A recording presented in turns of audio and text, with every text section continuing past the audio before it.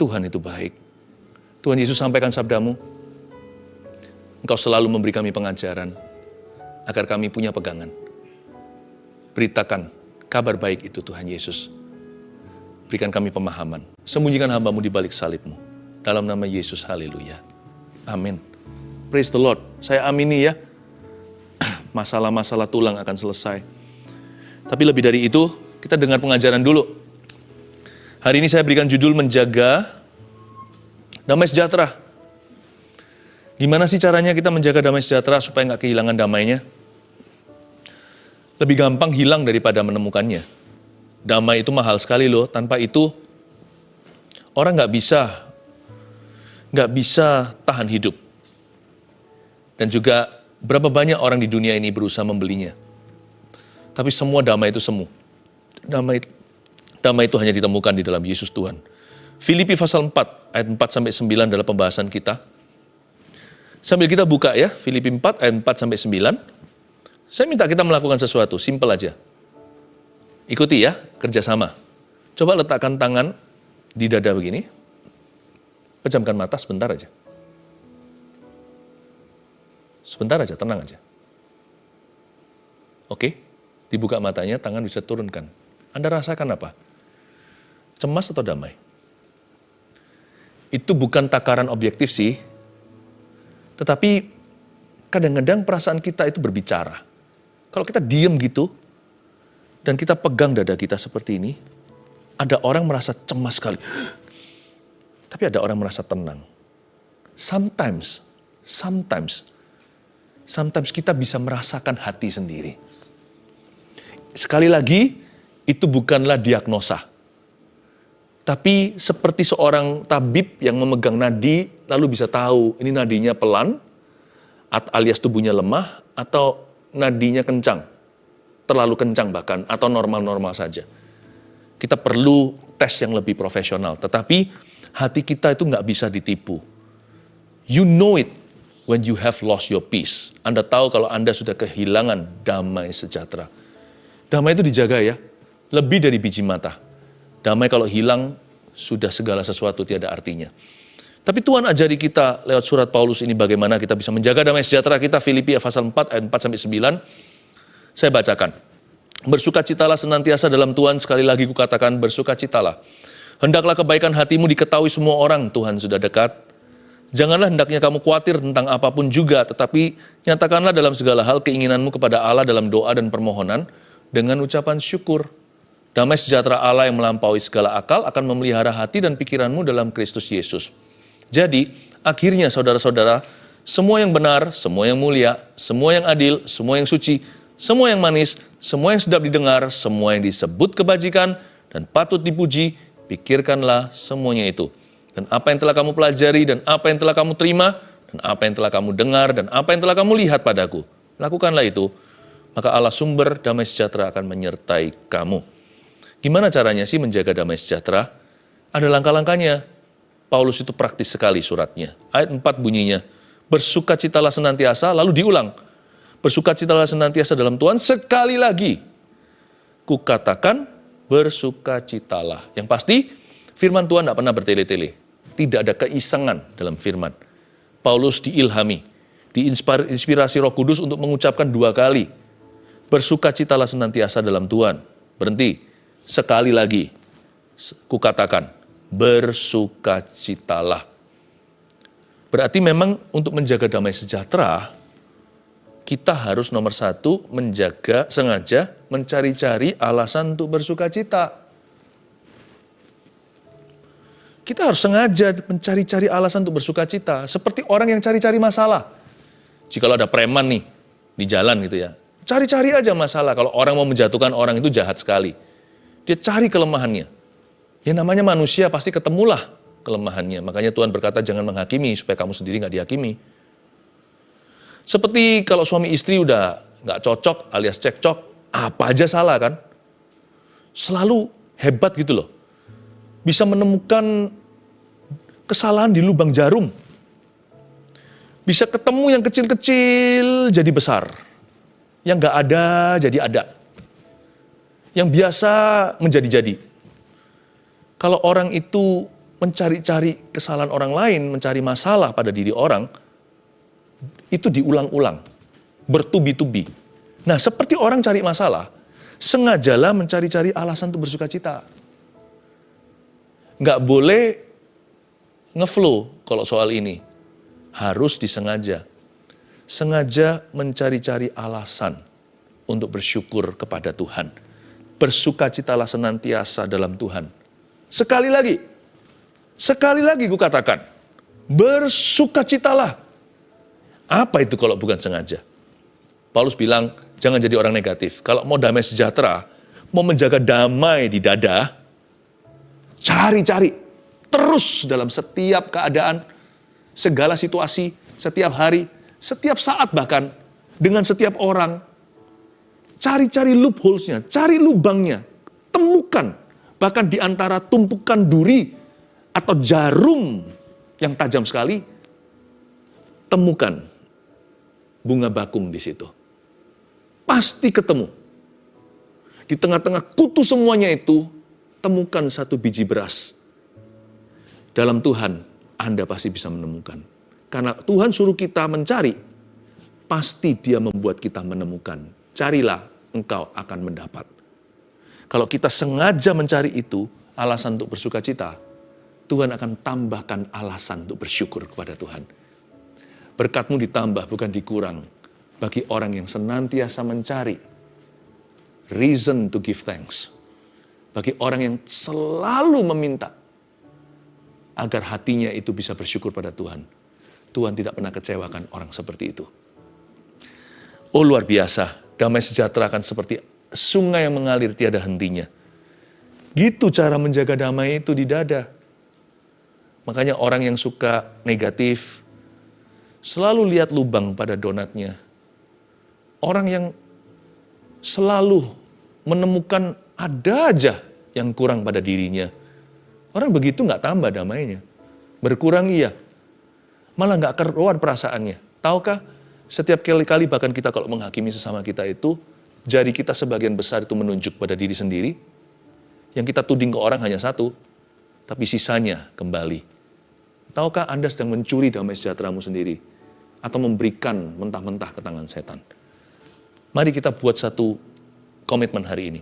Sebagai anak Tuhan, kita harus sengaja mencari alasan untuk bersyukur kepadanya. Lalu ayat 5, hendaklah kebaikan hatimu diketahui semua orang, Tuhan sudah dekat. Ini bukan berarti kita disuruh jual jasa atau bangga-banggakan jasa kita. Itu loh, biarkan kebaikan hatimu diketahui semua orang. Itu bukan pencitraan. Tuhan sudah dekat.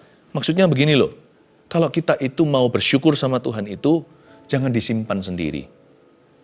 Belajar untuk menyalurkan pada orang lain. Sehingga orang lain juga merasakan kebaikan Tuhan. Jadi kalau saya itu mau damai saya itu kaya, saya juga harus membuat orang sekeliling saya damai sejahtera. Kalau seluruh keluarga saya lukai, nanti terakhir yang sedih siapa? Saya sendiri. Kalau satu kantor semuanya itu saya senggol, nanti ujung-ujungnya yang gak kerasan di kantor, selain mereka, ya saya. Hendaklah kebaikan hatimu diketahui semua orang. Kalau Anda mau damainya bertambah, tambahkan damai dalam diri orang lain juga. Tuhan sudah dekat, jangan main-main. Jangan kita sebagai hamba yang jahat, pukuli rekannya. Nanti kalau Tuhan datang, Dia akan berkata kepada kita, apa yang kamu lakukan selama aku belum datang kembali? Kamu menganiaya. Bukannya harusnya kamu menjadi agen damai sejahtera. Menjadi saluran berkat Tuhan. Bukannya seharusnya menjadi perwakilan Tuhan Yesus. Di mana Tuhan ada, di situ ada damai. Di mana ada Roh Kudus, di situ ada kemerdekaan. Orang yang penuh Roh Kudus kan begitu. Di mana ada Dia, rasanya bebas semuanya. Tidak kaku, tidak kikuk, dan tidak ada tuduhan. Hendaklah kebaikan hatimu diketahui semua orang itu bukan berarti kita gembar-gemborkan jasa kita, pemberian kita. Bukan. Artinya, buat orang lain damai sejahtera. Kalau Anda mau damai, Anda harus menghargai orang lain juga. Jangan pelit soal thank you. Ngomong sama mereka, terima kasih ya. Itu nanti kembali ke Anda sendiri. Give, it will come back to you. Kalau I'm sorry juga sama. I'm sorry adalah untuk merebut kembali damai yang hilang. Entah karena pertikaian atau apa. Jangan kita itu hitung-hitungan. Kalau memang salah ya ngomong, saya minta maaf ya. Karena nanti itu di akun kita sendiri yang akan ditransfer oleh Tuhan. Ditutup lubang itu di dalam jiwa kita yang merasa gimana. Orang yang gak minta maaf ya, orang itu sendiri di dalam dirinya menyimpan penyakit loh.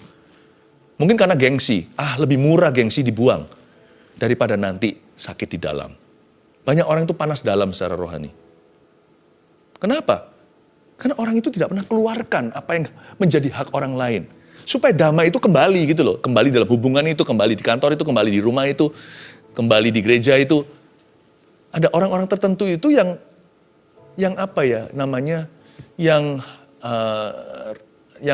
hijack atau seperti orang itu membajak damai orang lain. Kalau Anda lakukan itu, panas dalam nanti. Nggak enak kan? Buat orang lain sekelilingmu damai sejahtera. Hendaklah kebaikan hatimu diketahui semua orang. Tuhan sudah dekat. Jadi jangan sengaja mencari-cari alasan untuk bersuka cita. Itu bukan hanya dalam diri sendiri ternyata. Juga dalam diri orang lain. Cari-cari. Coba lihat kanan kirimu. Cari apa yang positif dari orang itu. Ini bukan positive thinking loh, ini firman Tuhan. Cari apa yang baik. Cari sesuatu yang Anda bisa thank you. Ya. Cari sesuatu kalau itu suami istri atau keluarga. Cari sesuatu untuk Anda bisa berkata I love you. Jangan pelit yang gitu. Tuhan sudah dekat. Ngapain sih tahan-tahan? Hendaklah kebaikan hatimu diketahui semua orang. Cari-cari alasan untuk bersyukur pada Tuhan itu dalam diri orang lain juga. Tadi waktu saya bacakan kesaksian itu, saya so happy banget. I'm very happy. Kadang-kadang saya sendiri mikir, oh iya ya, yang ngalami mujizat kan dia bukan saya. Tapi saya sebahagia. Makanya hidup saya akui sih hidup saya nggak sempurna. Ada up and down-nya, seringkali sedih juga. Tapi overall, I'm happy. I'm a very happy Christian. I have many reasons to make me happy. Saya melihat orang lain, saya bahagia untuk mereka. Nggak pernah kehabisan alasan untuk bersuka cita. Paham ya? Tangkap ya? Ayat 6. Janganlah hendaknya kamu khawatir tentang apapun juga. Nggak boleh khawatir nih. Tapi nyatakanlah dalam segala hal keinginanmu kepada Allah. Kalau nggak khawatir titik, nggak fair kan? Kan kita ada alasan khawatir. Tapi dilanjutkan, ada channel keluarnya. Jangan khawatir, iya. Tapi daripada khawatir, mendingan pakai energi yang sama untuk khawatir itu. Pakailah untuk menyatakan dalam segala hal keinginanmu kepada Allah dalam doa dan permohonan dengan ucapan syukur. Daripada khawatir melulu, mendingan doa melulu ketika khawatir. Jangan hendaknya kamu khawatir tentang apapun juga, tetapi nyatakanlah dalam segala hal. Segala hal itu anything. Apapun juga. Nggak ada di luar radius doa. Apapun juga boleh disampaikan kepada Allah. Dalam doa dan permohonan. Bahkan bukan hanya doa doang. Bukan hanya berdoa atau sembahyang. Tapi doa, sampaikan permohonanmu. Asal dengan ucapan syukur, bukan dengan hati yang menggerutu. Tuhan nggak berhenti sampai jangan khawatir. Kalau begitu kan aku kan bukan Tuhan. Aku kan bukan si itu atau si ini yang rohaninya bagaimana gitu. Aku kan orang biasa, awam. Saya bukan super rohani. Saya juga belum punya iman yang kuat atau gimana. Saya ngerti, Tuhan itu fair sekali, Tuhan itu adil, Dia itu just. Jangan khawatir, tidak titik tapi koma. Kamu bisa sampaikan kekhawatiranmu. Nah itu kan bagus. Kalau jangan khawatir berhenti, ya nggak bisa nih. Jangan khawatir, koma. Sampaikan kekhawatiranmu pada Tuhan. Ada jalurnya. Oke, nomor 2, kalau kita mau jaga damai sejahtera caranya gimana? Sebutkan dalam doa, kira-kira kekhawatiran kita apa? Itu dia. Sebutkan, harus disebut dengan mulut, meskipun Tuhan Maha tahu. Karena yang perlu sembuh bukan Tuhan Yesus, tapi kita. Kalau hati kita itu lagi kehilangan damai sejahtera, cemas contohnya, itu perlu keluar seperti nanah kalau nggak pecah. Itu kan sakit sekali kan? Perasaan tebal gitu kan? Kalau contohnya orang kena bisul gitu gimana? Itu cepat lambat kan matanya harus keluar. Itu kan cairan putih-putih tersebut. Kalau kekhawatiran itu nggak pernah disalurkan, dia akan menjadi nanah di dalam. Yang perlu sembuh itu bukan Tuhan Yesus Maha tahu. Yang perlu sembuh itu kita. Dari kecemasan, kegelisahan, kegalauan, ya kan, gundah gulana, stres, anxious, semuanya ini. Jadi karena itu Tuhan beritahukan begini, saran praktis Paulus adalah, kalau kamu khawatir, when you are anxious, nggak cuma khawatir di sini sebenarnya kalau kamu cemas, sampaikan, gini loh, sebutkan kecemasanmu apa, sebutkan dalam doa, tapi kan kita nggak tahu pastinya. Jadi saya tambahkan di poin 2, sebutkan dalam doa kira-kira. Nggak apa-apa kira-kira, tapi sebutkan. nanti Tuhan luruskan. Ujung-ujungnya kita tahu, yang kita khawatirkan itu adalah ombaknya. Contohnya waktu mereka terombang-ambingkan, itu rasul-rasul di Danau Galilea. Tuhan muncul, yang dihardik bukan ombaknya, tapi anginnya. Betul ya, make sense. Ombak itu kan nggak bisa naik kalau bukan karena anginnya. Jadi Tuhan itu tahu penyebabnya. Kita hanyalah komplain gejalanya. Nggak apa-apa, tapi untungnya rasul-rasul, para murid Yesus berkata, Tuhan, tenangkan ombak. Nggak pernah salah berdoa. Sebut saja kira-kira, meskipun Tuhanlah yang tepat diagnosanya. Sebutkan dalam doa kira-kira kekhawatiran Anda apa? Kekhawatiran kita apa? Jangan hendaknya kamu khawatir tentang apapun juga, tapi nyatakanlah itu sebut dengan sengaja. Jangan hanya cari alasan untuk sukacita dengan sengaja. Kekhawatiran pun perlu disebut dengan sengaja. Dalam bahasa Inggrisnya, address your fear. Confront your anxiety. Tuhan, aku tuh khawatir loh Tuhan. Aku khawatir Tuhan. Kalau aku itu nanti nggak bisa sukses dalam pekerjaan. Jangan heran ya, tiba-tiba Tuhan kasih kita ayat-ayat yang tidak memberikan kepada kita gambaran nanti kita berhasil atau tidak, tetapi ayat-ayat ketenangan. Sehingga kita bisa menjaga langkah kaki kita selangkah demi selangkah, nggak seperti orang yang panik gitu. Tuhan tuh tahu gimana sembuhkan you and me. Nanti kita khawatir.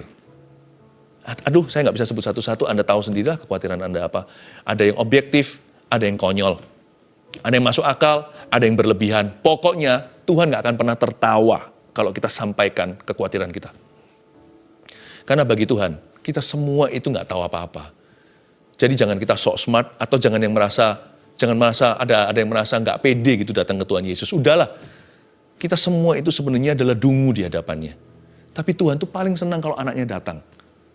Karena Tuhan pasti akan tuntun kita ke air yang tenang, rumput hijau dan air yang tenang. Ya, nyatakan, sebutkan dalam doa kira-kira kekhawatiran kita apa.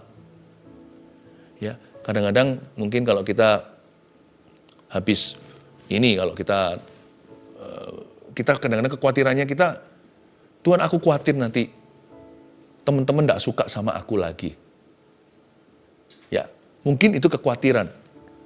Tapi kita bawa-bawa, kita nggak pernah bahasakan. Tapi itu terus bercokol di dalam jiwa kita, tak terkatakan. Lalu ketika kita sampaikan simpel saja, aku khawatir teman-temanku nggak suka sama aku. Nanti mereka kalau mandang aku gimana? Saya pernah loh, khawatir, namanya anak muda ya. Sekarang aja saya sudah jauh lebih dewasa. Tapi setiap anak ABG remaja pasti pernah mengalami yang namanya peer pressure atau tekanan sebaya. Sangat penting gitu loh, kita itu diterima. Diterima sama kawan. Saya pernah loh dulu itu. Wah, saya bawa-bawa seharian itu, aduh gelisah. Kayaknya ngomong apa hati-hati, takut gitu. Nanti orang gak suka. Zaman waktu saya masih umur belasan tahun, 18 tepatnya. Nah setelah itu, waktu saya sampaikan dalam doa, bahasa lidah aja nggak cukup, saya bahasa roh kekuatan. Tapi Tuhan tunggu saya bahasakan. Suatu saat saya bahasakan dengan gamblang, berkata, Tuhan saya takut nanti teman-teman nggak suka sama saya.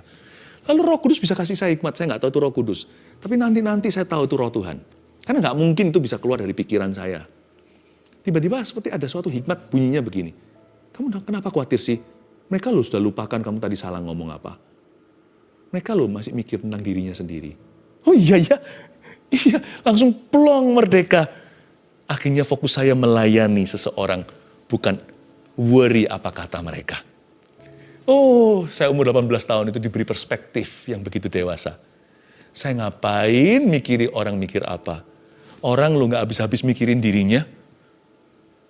Mereka semua juga seperti saya. Aku tadi salah ngomong ya. Jangan-jangan sama persis. Jadi ngapain? Kalau saya mau lebih tinggi, ya saya harus melayani. Pokoknya layani aja. Jadi berkat buat mereka. Sisanya urusan Allah. Bebas saya. Umur 18 tahun saya menjadi orang, bukan orang yang cuek, menjadi orang yang tidak khawatir. Menjadi orang yang tenang. Tidak mencari pujian sia-sia. Paham maksud saya? Kalau kita bahasakan, plong langsung. Ya, Tuhan tuh punya cara untuk menjawab kita. Tapi kadang-kadang ada kekhawatiran kita itu yang jauh lebih real. Nggak seperti anak remaja.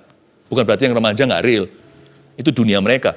Tapi ada orang-orang yang risikonya besar. Saya mengerti. Sampaikan kepada Tuhan. Apa yang menjadi kekhawatiran Anda? Kira-kira apa? Berikutnya kita lihat ya. Ayat yang ke-7. Damai sejahtera Allah yang melampaui segala akal akan memelihara hati dan pikiranmu dalam Kristus Yesus. Itu dia. Kalau kita ayat 6-nya sudah membahasakan dengan gamblang meskipun hanya kira-kira. Ayat 7 itu saya kasih ya. Bahasa aslinya, damai sejahtera Allah yang melampaui segala akal akan memelihara hati dan pikiranmu dalam Kristus Yesus. Saya ulang, damai sejahtera Allah yang melampaui segala akal. Tulis bahasa aslinya. P-L-O-N-G, pelong. Iya, itu bahasa simpelnya. Ayat 7 itu gimana sih kita jelaskan? Damai sejahtera Allah yang melampaui segala akal akan memelihara hati dan pikiranmu dalam Kristus Yesus. Itu kan alhasil dari ayat 6. Kita menyatakan kepada Tuhan segala kekhawatiran. Dalam doa dan permohonan disertai ucapan syukur. Ayat 7, efeknya begini. Plong hati. Damai melampaui akal. Melampaui akal itu kan bukan hanya sekedar pengetahuan. Tapi perasaannya ngikuti juga. Plong aku, rasanya tenang. Itu yang Tuhan mau. Tuhan tidak mau Anda gelisah. Yohanes 14 berkata, jangan gelisah, percayalah kepada Allah, percayalah kepada aku juga, kata Tuhan Yesus, di rumah Bapakku ada banyak tempat tinggal. Haleluya. Ayat 8. Jadi akhirnya, konklusi daripada pengajaran hari ini. Saudara-saudara, semua yang benar, semua yang mulia, dan sebagainya kan? Coba saya jelaskan ya. Semua yang mulia, semua yang adil, semua yang suci, semua yang manis, semua yang sedap didengar, semua yang disebut kebajikan dan patut dipuji, pikirkanlah semuanya itu. Tulis dulu poin ketiga, kalau kita mau menjaga damai sejahtera, mesti pilih-pilih mau pikirkan apa saja. Jangan semua masukkan ke sini sekaligus semuanya, semua masuk. Apapun boleh masuk ke sini tanpa visa. Disayang itu otak. Lebih dari otak secara fisik, mindset kita. Pikiran itu lebih dari otak. Pikiran melibatkan otak, tapi bukan hanya otak, pikiran manusia. Makanya orang koma, otaknya jalan, tetapi nggak bisa berpikir. Ya kan? Mungkin otaknya masih berfungsi, tetapi orang itu tidak bisa berbuat apa-apa. I'm talking about your whole mind. Pikiran kita itu dijaga, jangan masuk sampah, rongsokan, semua masuk ke sana. Sedangkan badan kita jaga, tapi bukan pikiran. Dijaga, pakai hand sanitizer, kita cuci tangan, jangan sampai kena virus, pulang mandi dulu, kita jaga kulit. Dan pori-pori tentunya masuk tubuh. Tapi pikiran, kenapa kok tidak ditutup pori-porinya, sesuatu yang racun contohnya. Padahal pikiran kita itu sama penting dengan tubuh. Bayangin kita punya tubuh, tapi koma pikiran. Dua-dua penting sih. Tetapi pikiran kita seringkali dianaktirikan. Jadi gimana caranya? Kalau kita mau menjaga damai sejahtera, tolong pilih-pilih, be selektif. Mau mikirkan apa saja, tolong dipilih. Saya kasih beberapa contoh dari syarat-syarat Paulus. Jadi akhirnya saudara-saudara semua yang benar. Ayo mikirin yang benar. Apa sih mikirin yang benar? Gini loh gampang. Kalau saya nggak dengar sendiri, lihat sendiri, saya nggak cepat percaya. Saya bukan orang gampang makan hoaks. Semua yang benar, buat apa sih dipikiri? Kadang-kadang kita pikir, nanti gini gimana. Alah itu nggak tentu benar kan? Aduh itu kan nggak tentu seperti yang kita duga. Di dalam hidup ini ada banyak hal nggak seperti yang Anda kira. Lalu ngapain kita kira-kira? Kita bawa dalam pikiran, malam nggak bisa tidur, siang nggak bisa jadi kenangan, malam tidak bisa jadi impian.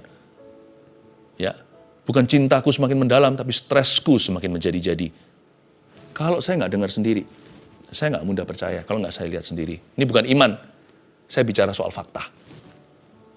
Dieman, disayang tuh pikiran. Ya, semua yang mulia di sini apa? Ya itu tadi, nggak usah diulangi. Cari-cari sesuatu yang bagus dalam diri orang lain atau di dalam situasi sekeliling kita. Ada batasnya lah ya.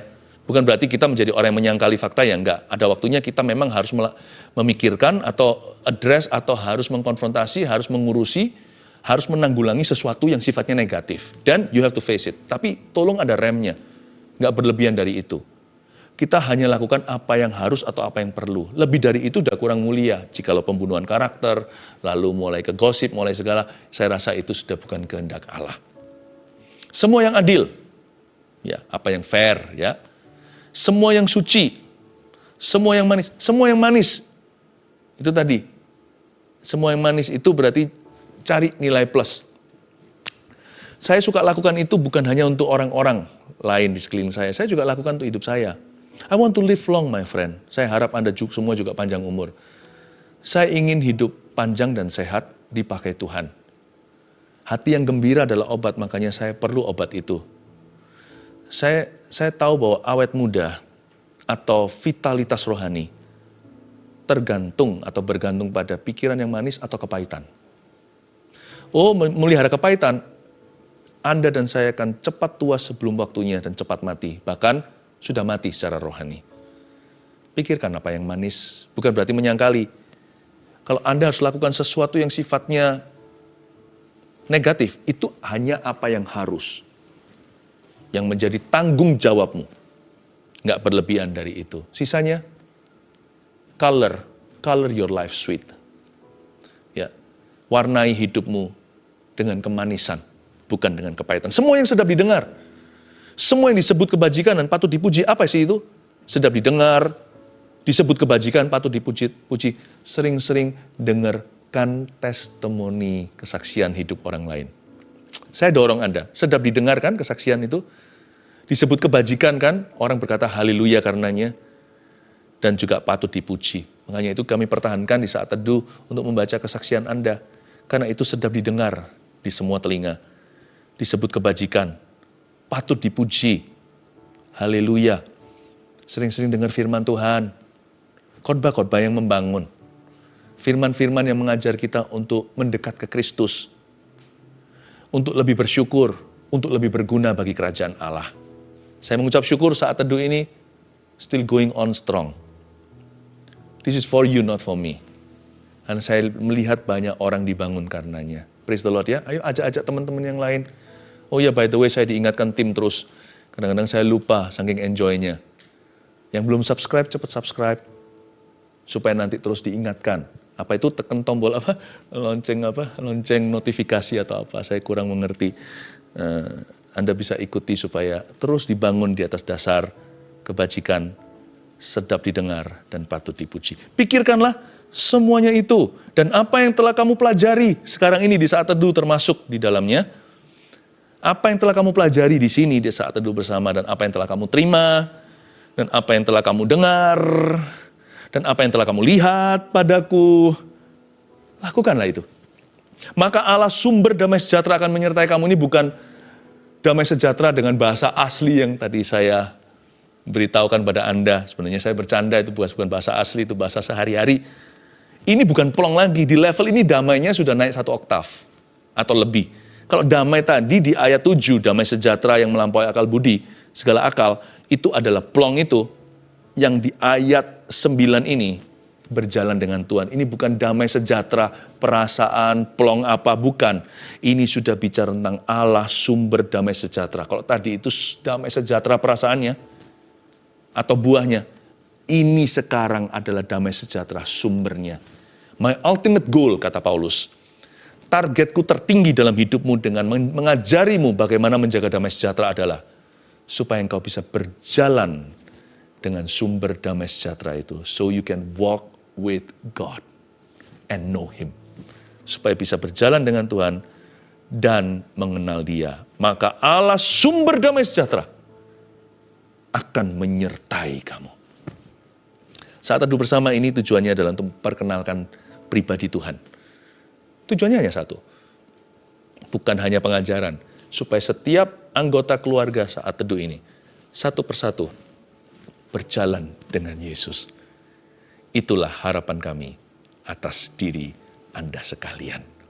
Mari kita sama-sama terapkan ini. 1, 2, 3, menjaga damai sejahtera. 1, sengaja mencari-cari alasan untuk bersuka cita. 2, sebutkan dalam doa kira-kira kekhawatiran kita apa. 3, pilih-pilih mau pikirkan apa saja. Semua yang benar.